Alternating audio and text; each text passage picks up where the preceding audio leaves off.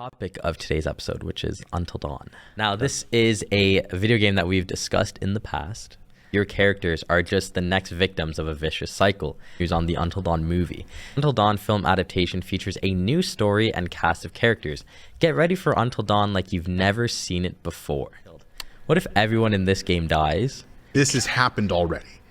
Don't let this happen again. Like, I'm trying to avoid comparisons for the actors. Cool to see if they leave us with a cliffhanger, such as maybe a reference to the games, something different. It's raw, it's risky, and it's high risk, high reward. No expectations, and let's see what they give me. Versus, oh my god, yes, Mike is back, let's go, because he's not. Sam's not coming back. A lot of upside, but there is also a lot of downside. So see a movie every other month, and I think Until Dawn is going to fall into that category of movie. But if it's going to be like a completely different kind of narrative and story that just says Until Dawn, then it's not Until Dawn. It's like, I don't know, Till Dusk. Welcome to Screen Chat, live from the Media Hub on rightradio.ca. I'm your host, Justin, and today we have a very fun, eerie, creepy, exciting episode for you guys today, as we are discussing Until Dawn. So, as you guys saw there, previously on Screen Chat, we did a bit of a Until Dawn review / like heads up going into the movie, and now finally the movie's out. I've seen it and it's time to review it. So as you guys know, Screen Chat is your show all about the latest Marvel movies, DC Comics, Star Wars adaptations, and much more. Today behind the scenes, I am joined by Carson and Eldon. Thank you guys for being here and teching today's show. We cannot do it without you guys. And yeah, so Until Dawn, what is it? Well, to get you guys up to speed, it is a 2015 horror game that means a lot to me. It's one of my favorite video games that I've ever played. To me, when I was like a little, well, not a little kid, but in high school, this was like one of the first games that I really played on my own, that I discovered on my own. I really liked it. We've spoken about it a couple times on this show. More specifically in that last episode that you saw there, where I was wearing my Canucks jersey. I was referring to the upcoming film, but before we dive into the film, yeah, just Until Dawn. Really good video game. It recently got a remaster, and I did enjoy it. I obviously, it's one of my favorite games. Came out in 2015, and yeah, I really enjoy the characters from that video game as well, which was really cool. And those are some of the characters there. We got the OG cast. I really enjoyed it, and not much more I need to say about them because I have, obviously talked about that before. So now we're gonna dabble into the movie. Now, the most controversial, I think, film of the year was definitely the Until Dawn movie video game adaptation. At least in my opinion, I would say that thus far there has been a movie that made as many headlines as this did, but for maybe wrong reasons. But we'll deep dive into it. So a couple weeks ago, I did an episode on You Season 5, and I think today's episode is going to be very much in that same kind of pacing and type beat, where I think I'm just going to go through as much of these events in chronological order that I can, and just loosely describe my thoughts and where I thought stuff was good and where I thought maybe stuff went wrong, and what's next for the Until Dawn universe. So up first, what did I like? Well, I didn't really agree with the plot. Sorry, desk. I didn't really agree with the plot, but let's just establish it quickly. So we have a new cast of characters, and these characters consist of the main character, which is Clover, and 4 supporting characters being Max, Megan, Nina, and Abe. Now, yeah, this is your gang of characters here. So off rip, very different than the video game, different setting, which we'll dive into eventually. But yeah, so this is our group of characters. Clover's the established MC, as these guys are on a bit of a road trip to find Clover's missing sister, Melanie, who went missing, and nobody knows where she went. All we know is that she decided to leave home and then go to New York for school, and on the way to New York, she went missing. So right off rip, I don't hate that, okay? I'm gonna just be honest and say it. I don't hate it. I would prefer it if the film was a one-to-one of the game, which we'll get into in a bit. However, that's not a bad plot. I enjoyed it, and that photo that we saw there is one of the earliest, photos / like interactions that we see, and this leads to them going into a gas station. And within that gas station, Clover, she goes on her ones, meets this guy, and he's like, look, you know, I can't find my sister, and I think my sister was here. We have proof that she was in this parking lot. Have you seen her? Shows the photo of her on the phone, and he essentially says, yeah, just keep it pushing, because that's where I think she was headed. And I was like, okay, cool. Well, let's see the setup. You know, obviously she didn't end up going to a good place if she's now stuck there. And this gas station worker essentially leads them to this I guess motel-esque kind of place, like a house, a motel, depending on how you want to take it. Now, once they get into this motel setting, they discover what would now be the challenge of the film, and that would be the time loop scenario. Now, we discover the hourglass, and I thought the hourglass was really cool to see because this is like a reference to the video game. Obviously, we know the skull hourglass looks a little bit different, but this was really cool to see. And from there, we see this notebook, and in the notebook, we see the names of previous guests. Let's say we'll call them guests. And in this one, we actually see Melanie Paul, who is Clover's sister. But as her name just keeps getting written, it gets a little bit more brash and a little bit more damp. And it seems like something is wrong, because why is Melanie's name here 13 times, and why does the signature get worse and worse and worse? And this then leads us to one of my favorite scenes from the opening act, which was the missing posters. Now, once the guys and girls are settled in, they find this room that has a lot of missing posters, and then they see themselves. We could see Nina there on the far right, Abe on her left with Clover. Sorry, I almost called her Emily from the game, but we see Clover there in the middle with Max and Megan on her left. Now, really cool nod, because I really enjoyed this specific scene because it's a moment of realization, and it's a moment of what are we now going to do, because we now see all of our missing signs on this poster, or on this poster board, I should say, and now we're in a bit of a pickle. So we find out that we need to survive until dawn for us to get out of here. And it's not easy, because there's a lot of early deaths, which I actually really liked. So one of the earlier deaths that we see is this guy, this, like, I guess, I don't know how to describe him, but this serial killer, for lack of better words, pulls up on the crib with the mask, which looked very similar to Josh's mask from the Until Dawn video game. So I like that. That was a nice little nod there, touch. And he just slaughters them. And once they all die, they respawn, for lack of better words. Now, I really like this time loop concept, because if you played the video games, that's all the game is. If you replay it, it is a constant time loop of how can I do things differently. It's the butterfly effect. You know, if you play the video game and you kill a character, how can I go back and see if I can now save that character this second time? So it reminded me a lot of Groundhog Day, the film with Bill Murray. Did I need a Groundhog Day-esque Until Dawn film? No, but here we are. So let's take it and run with it. Now, as you guys know, I'm a huge fan of the horror aspects of the video game, and this had a lot of cool scenes in the opening half. You know, there's a lot of cool suspenseful moments, such as trying to escape that serial killer. It didn't work out. Eventually, after one of their deaths, which I wanted to show, but it's a bit too graphic, they're in the washroom all together, regrouping, and someone's like, oh, cool, the sink finally works.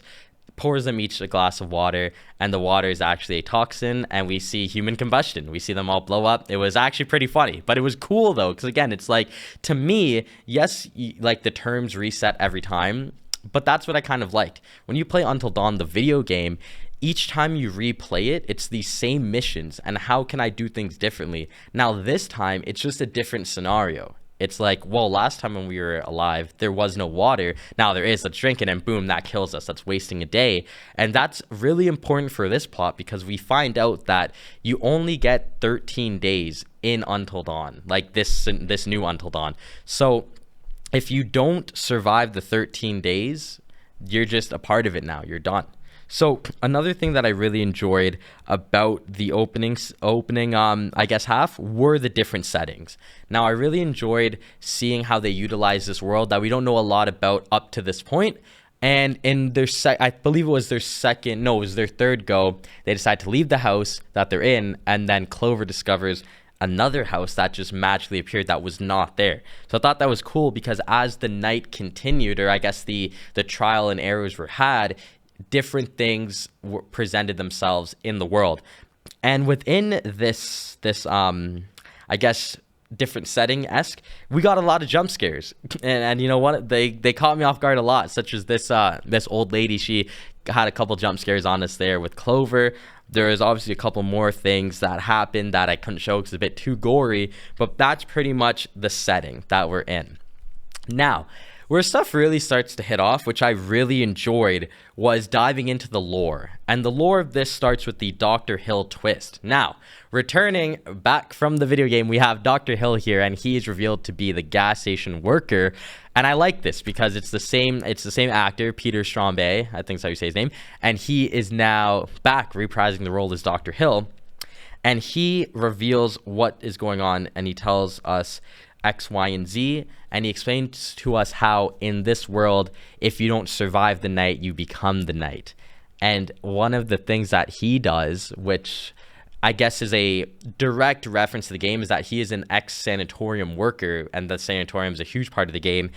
And in this adaptation of Until Dawn, which a lot of people didn't like, I didn't mind it because they retcon stuff when I say this, and yes, there is a lot of retcons if you want to compare them to the video game, which I'm not okay with fully, but for film wise, I'm fine with it. And one of the retcons was the Wendigo. Now, in the video game, we know that the spirit of the Wendigo lives in Alberta. Shout out to Calgary, or you know, the vibes. And we know that's where I'm from, by the way, if you guys didn't know. Eldon's shaking his head, but yeah, that's why I really like Until Dawn, first of all, because it takes place in my home province.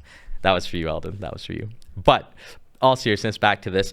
I really enjoyed seeing, if we could put that back up. I really enjoyed seeing this Wendigo design because it looked really cool, it looked real, and it didn't look stupid. And to me, it looks 10 times better than the video game design. Obviously, we're comparing 2015 to 2025, so it's a little different, but still looks really nice.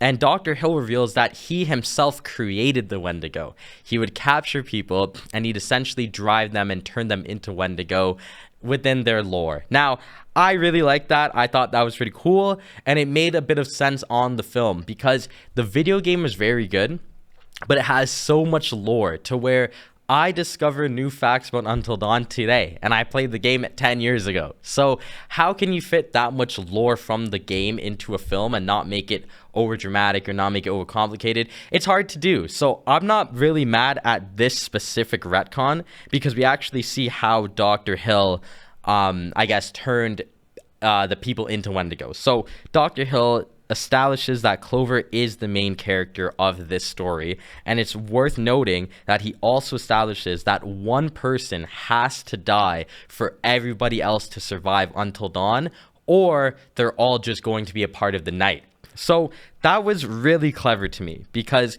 we now know that somebody has to die for them to make it through. And why I really like this point, I'm just going to start it on my end. Why I really like this point is that in the video game, you could actually beat the game and everyone survives. Eldon did it, and he was like, yeah, I didn't even know people could die because when I played it the first time, I actually managed to keep everybody alive. But what's really cool about that is that Until Dawn actually, no matter what, when you play the game, somebody does die, and that is Josh. Josh, who is actually, no, he's not an NPC because you use him a couple times. He always dies. You cannot save Josh. And I really like that. Well, nothing against Rami Malek, but I really like that because now the film establishes that you're able to survive the events of Until Dawn, the game, because Josh dies. And I thought that was pretty cool. Now, granted, I don't know if that's like 100% lore accurate, but for me, I'm going to run with it, and I thought that was a cool nod. It kind of explains to why Josh can never survive, because he needs to die for everyone else to survive, even though you might have casualties along the way. So the next thing that I want to discuss that I liked was this specific character dynamic within the group, and that was Clover and Max. Now, Clover and Max, they're ex-lovers. So at this point in time, they've broken up, but they still have a cool dynamic on screen that Max kind of feels responsible for her, and Clover is her own like individual person. But I kind of like the heroism that Max displays here. And I thought it was cool that no matter what, like this was a really cool scene in the woods. I like that they had each other's backs, and they make a lot of decisions to, I guess, extend the night that scene, I'm pretty sure everyone else was dead, and they said, nah, we gotta kill ourselves too. We can't leave without the rest. So fair enough. You know what? They did that, and that's stuff that I enjoyed. So that was pretty much the first half of the film, and I really enjoyed it. As a fan of the games, I enjoyed it. As a fan of horror movies, I enjoyed it. There was enough redeeming qualities for me to be satisfied. Now, we're gonna now move on to things that I didn't necessarily like, and this takes place in the second half of the movie. Now, right off rip, I don't want to nitpick this as a horror fan, but I'm going to have to nitpick this as a horror fan first and not an Until Dawn fan. Now, the second half pacing was just terrible. I thought the first half was really good, but the second half felt really rushed and it didn't feel that good, and I felt like I was getting robbed of content. And this is where I'm kind of going to not go on my little rant here. But there was a cheap explanation of events that happened. Now, we're going to pull up this one photo of the face bug scene, which we saw from the trailer, where Clover gets infected with a bug. It's on her cheek right here. And then it essentially just expands to what we see here. Do we see that happen in real time? No. Because they have a revelation that, oh my God, guys, we're on night 5, right? No, it's like night 8. Dude, what are you talking about? It's night 10. We discovered that we're actually on night 13. And all of these cool events that we see, we actually see them on a cell phone, because Abe, he literally just goes, oh my God, guys, I think I recorded this on my phone. He pulls out his phone like this, pulls out his camera app, and he goes, yeah, let's come watch it. Dude, really? You mean to tell me that these cool parts, because there's even more stuff, there's like other killers, other like jump scares, I have to now see through the cell phone lens and not as it happens? And I thought that was really cheap. It kind of reminded me of when Minecraft YouTubers used to do things off camera. You know, you'd watch a Minecraft survival. They'd be like, okay, cool, guys, we'll see you in the next episode. And then next episode happens and they just have this crazy mansion, crazy like base armor. Be like, yeah, I did this off camera, so here's now what we're working with. It's like, really? You just had to do that off cam. And I don't know. That I didn't like. And I wish the film had an additional 20 to 30 minutes because of that. We had a lot of content that we were robbed of, and I think that's borderline unforgivable, if you want my honest opinion. The trailer really sold us on some of those moments. I know Carson behind the scenes, when he saw the photo before, he was like, yeah, this is what I saw. This looks sick. And I was like, damn, bro, like, I also thought the same thing, and we kind of got robbed of that. So that's what I did not really like. And this is going to kind of go to just the brunt end of the second half of the film. The group dynamic as a whole just does not compare to the OGs. We see the OG group there, you know, we got Chris, we got Emily, we got Sam, Josh, that's Emily there. Then we have Matt, and then we have Jess and Mike. I actually forget Chris's crush. She's like my least favorite. Ashley, there you go. Ashley was my least favorite character. I'm sorry. But like, fantastic. And I thought they were all different enough that they meshed. By the time the second half of the game commences, they're all on one page. They're all like, you know, we got to get this done. I don't care about the past. I don't care about the gripes. Let's do it. Now, when we see the new group, very much divided. Like, very much couldn't make decisions until the final cheap ending. Like I said, you know, we had a point where Abe was like, it was Abe and Clover on the same wavelength, and the other three were just like, no, because essentially Dr. Hill was like, yo, Clover, come see me and I'll explain X, Y, and Z. They're like, why would you ever do that? And Abe was like, guys, why wouldn't she do that? She's not going to die, and if she does, we'll just, you know.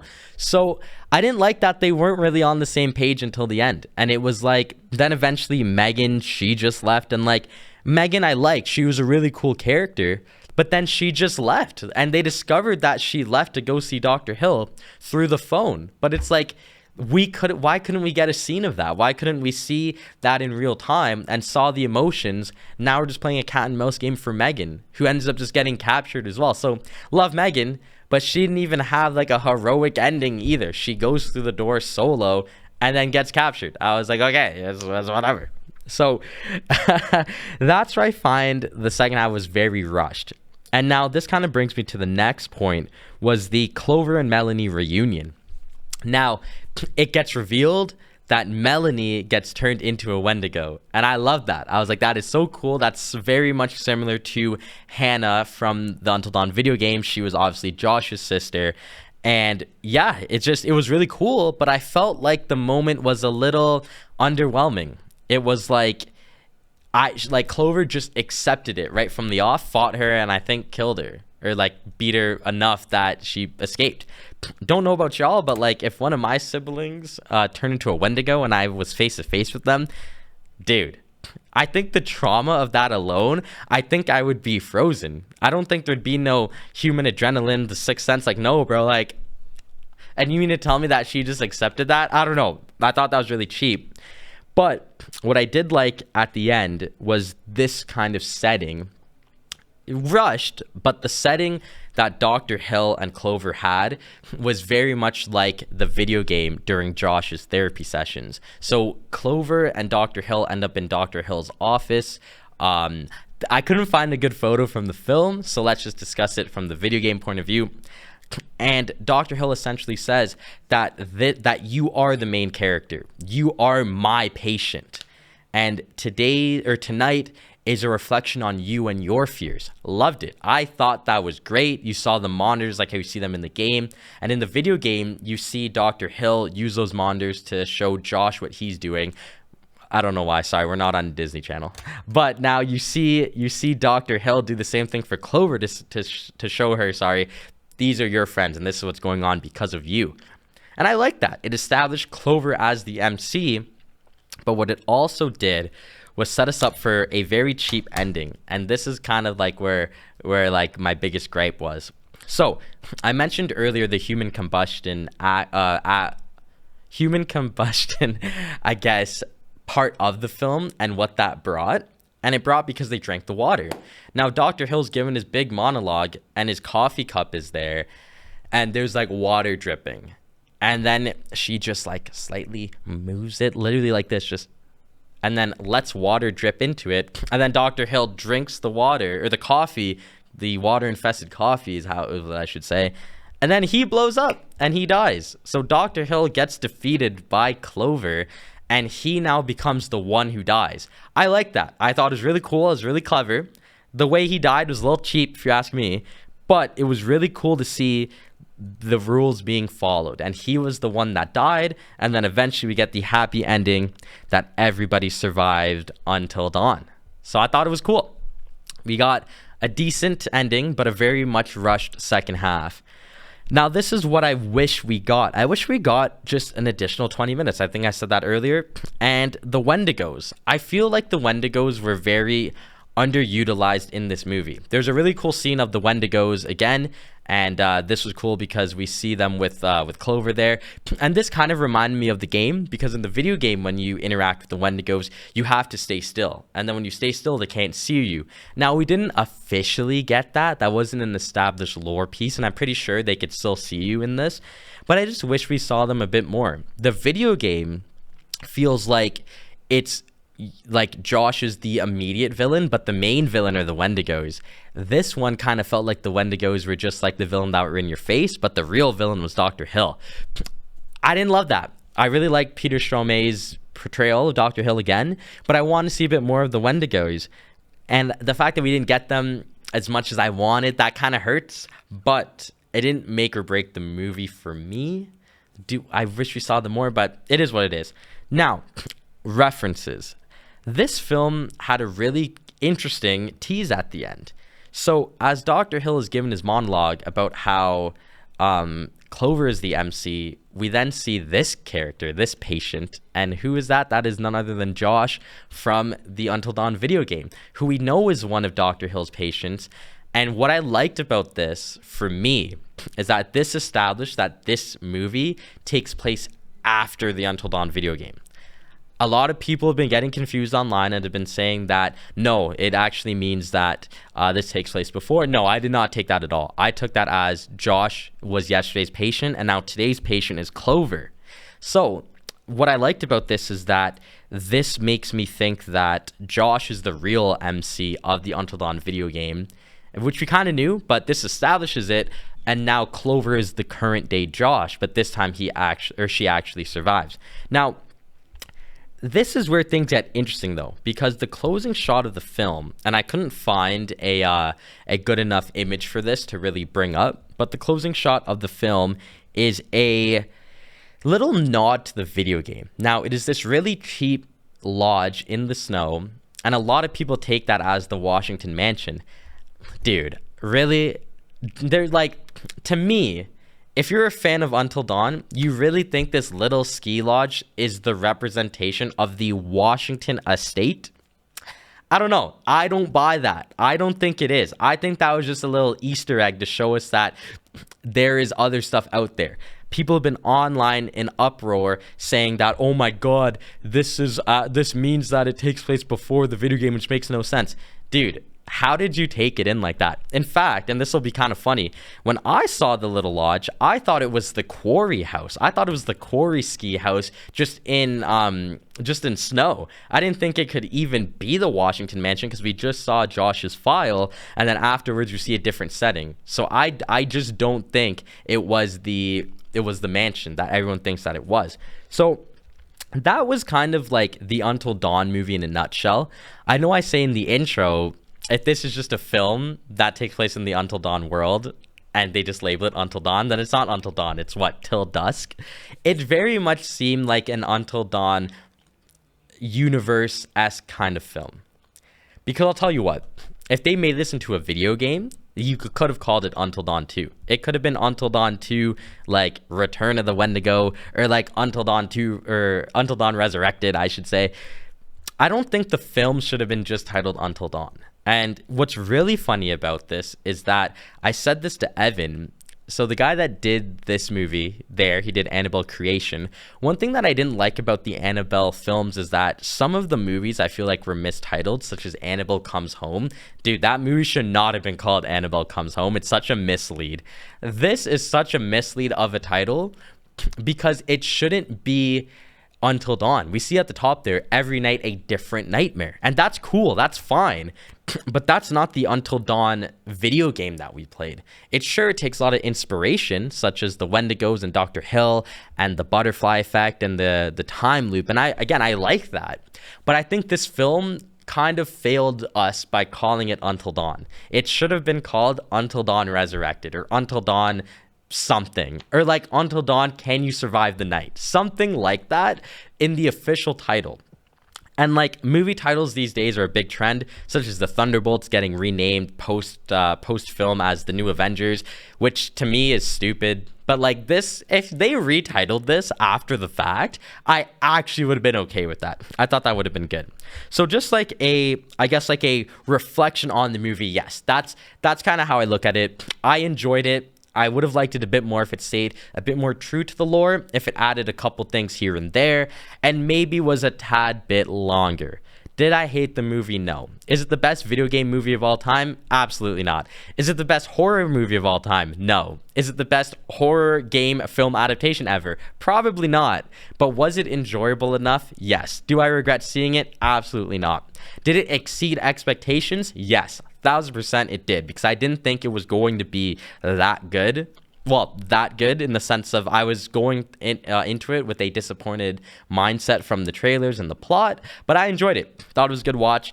And if you take it as a Until Dawn sequel, great film. Good job. Like it was good. But if this really is a precursor to the video game, terrible. It makes no sense at all, especially because Dr. Hill dies. Like, it just makes no sense. Again, this is why I don't understand how people think it's a prequel. Dr. Hill in the OG game is alive and Josh is his patient. And more often than not, Dr. Hill survives.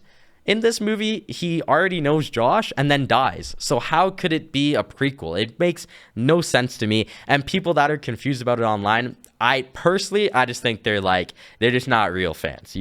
I don't really understand that. So let's talk about the current state of the franchise before we go. Now, we saw a Until Dawn remaster that came out last year. Haven't played it yet, but I've seen gameplay. It looked amazing. I really enjoyed it. I actually just finished replaying all of Until Dawn right before I saw the film. So literally the last mission was I finished it on a Saturday and then I saw Until Dawn on the Sunday. So really good. But yeah, I really wish I played this new remastered adaptation because it looked amazing. And one thing that the Until Dawn remaster does that the OG game didn't is they give us an after credit scene, which I didn't know about, revolving around Sam. Now, Sam, don't quote me on this, but I think is the easiest person to save. I think more often than not, in every playthrough anyone could do, on average, Sam always survives. So in this one, we see Sam. She wakes up. I guess she's living in LA. I think it was LA. Don't quote me on that because I forget. And she gets a call, and then she looks at her wrist, and we have a photo here of the wrist. I don't know what this is, but it's a wound that she got that continues to bleed. So I don't know if this is a reference to another one of the Dark Pictures games. I don't think it is, but we didn't see this back in 2015. Maybe that little door of Until Dawn 2 is actually being opened. And maybe, just maybe, the reason why the film wasn't an Until Dawn direct sequel or an Until Dawn recreation was because they're going to be bringing back the OG cast and making a part 2, which I would really like. So yeah, that was that's like kind of the current state of Until Dawn. We got a nice remaster, we got an okay film, and now we have a teased a part 2. So I was a huge fan of the game. I am very, very excited for Until Dawn 2 that I hope comes out. There's no way they would tease us like that after all these years and not give us a part 2. And if it's anything like the remastered enhancement, it's going to be amazing. So I'm really hoping for that. Before I wrap it up, I do have one submission that I need to read from the one and only Alicia, who you guys obviously know from the Justin Air. She and we replayed the video game, like I said, and then we went and saw the film together. So I asked my Instagram, what were your thoughts on just the whole franchise as a whole? And Alicia says, such a captivating game, kept me on my toes, wanting to know what happened next. It was definitely an experience had. The storyline and the characters, the scenes, and the game itself was a masterpiece. The movie captured that by its symbolism. And yeah, I don't disagree. I think the film had some good moments that really captured the symbolism of the jump scares, the Wendigos, the horror aspects, had one-to-one shots. Overall, did it fall short? No. For me, no. Because I didn't have high expectations. If you went into this thinking it was going to be the greatest video game film ever, then yeah, you definitely fell short. It fell short of your expectations, sorry. But personally, I just want to say that I rated it. I thought it was good. I rate it. And then this kind of brings me to my next point I want to make before we close off is just want to give a shout out to my Uncle Nick, aka Does Rico Rate It, the host of his mini Snapchat series there. He's currently recovering in the hospital after having surgery. So Uncle Nick, we hope you have a speedy recovery. Not trying to get emotional here. So you could come on the podcast and give your own take of Does Rico Rate It right here. So hopefully we make that happen soon, and wishing you a speedy recovery. Thinking of you every day. You know the vibes. I will be sending this to you. We'll clip that. But yeah, so that's going to do it for us today on Screen Chat. So I want to say thank you again to Carson behind the scenes for teching, and thank you Eldon, because Eldon actually helped us make that intro that previously on Until Dawn he was able to do. And so thank you for that. It really enhanced it for me. So I really appreciate that. And yeah, that's going to do it. Thank you guys so much for sticking around for my take on Until Dawn. Very bittersweet as a fan to kind of close the door, because I don't think we're going to do another Until Dawn episode, but we did a few. So I'm glad to really close the Until Dawn chapter right here on Screen Chat by discussing the film, and hopefully we get a game in the future. So that's going to be it for me. I'm Justin, and this has been Screen Chat. Thank you guys for watching live from the Media Hub on RiotRadio.ca.